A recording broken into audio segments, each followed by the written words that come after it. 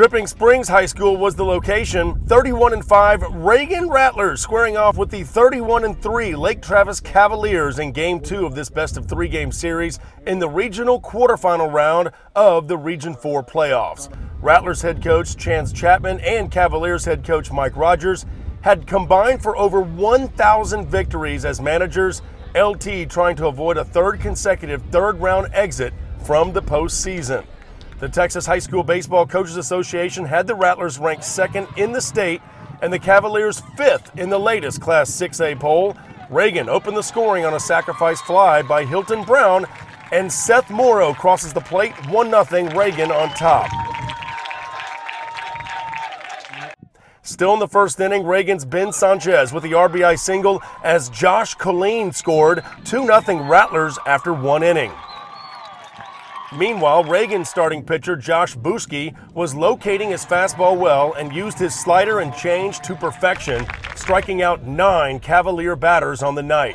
Babinski allowed just 4 hits and blanked the Cavaliers for the first 4 innings of the ball game. You know, we've played 4 or 5 playoff games and we scored first in every playoff in the first inning, and you know, that's great because it allows your pitcher just to be able to relax and go out there and pitch. It doesn't feel like he can't let anybody get on base or anything like that. And Josh Babinski, I mean, what an incredible job. Those guys got a great lineup over there.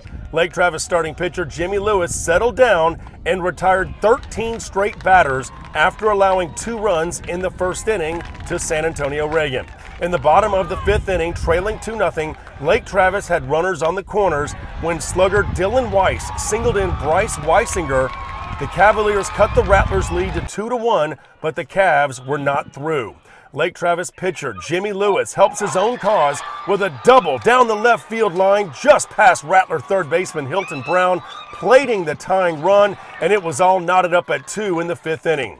With a couple of runners in scoring position, Babinski recorded a strikeout to end the 5th inning, and he was pumped. Babinski would have to leave the game due to a high pitch count. Josh had an amazing performance. Knew their backs were against the wall, knew they were going to come out a little harder, and he pitched a great game. Meanwhile, the Cavaliers had managed to tie the game up at 2, and their pitcher Lewis still had not allowed a hit since the first inning.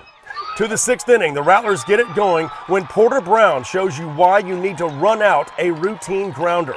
Lewis could not handle the toss and was charged with an error as Brown reached base. Lewis settled down, recording a strikeout. Then Porter decided to take matters into his own hands. Porter is off, steals second base. The Cavs thought they had him, but Ben Sanchez then grounds out to third to end the threat.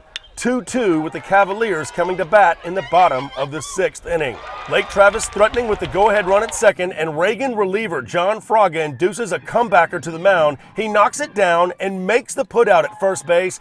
Game tied at 2 heading into the 7th inning. John Fraga the last 2 nights has given us, you know, some quality outs. Now to some controversy. Top of the 7th, tied at 2, Dalton Breiger bunts the ball down the first base line, and Cavaliers catcher Adin Babinski collides with Breiger and is called for obstruction. After an umpire discussion, Breiger was awarded first, and Mike Rogers was not on board. I don't think it was malicious or anything. Their feet got tangled up, and they made the ruling they did. It helped us out. Technically, I think he has to let him run to first base or else it's obstruction, so I think they got it right. That was a huge call because later in the inning, Seth Morrow would drive in the go-ahead run with a seeing eye single over first base. Wow, would that be your game winner? You know, I was pretty lucky we were playing on turf today, or else I don't think that would have went over. But, you know, I'll take it. It's a big-time game, and, you know, they're really good. They had an awesome season. You know, Seth probably hit just around 205 in district, and in the playoffs he's probably hitting over 400. I mean, you know, that guy, when it turns May 1st, there's a light switches with that guy, and he's a completely different player. And you know, that's why we've been able to score more runs now, is because he's getting on base, and you know, he's got guys behind him like Porter and Hilton and Josh Killeen and Cal Martin, and you know, hopefully we can keep it up.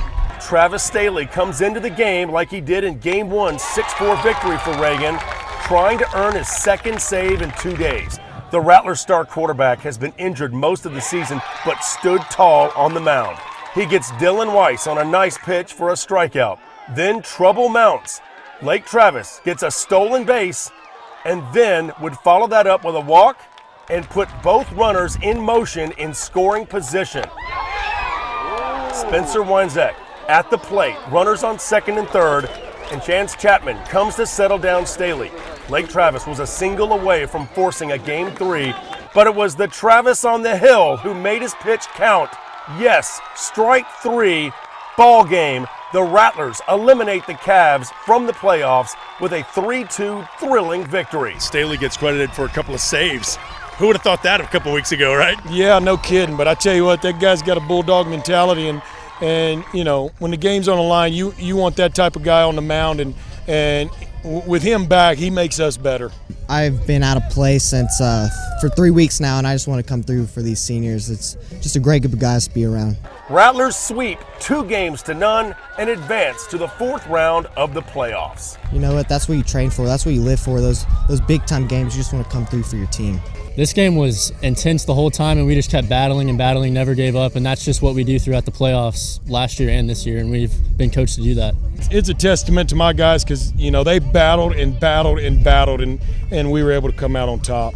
Once again, your final score, 3-2. The Reagan Rattlers defeat the Lake Travis Cavaliers, eliminating Lake Travis from the postseason. Reagan star players, Seth Morrow. He had a couple of doubles and a triple in Game 1. Also had the game-winning RBI here in Game 2.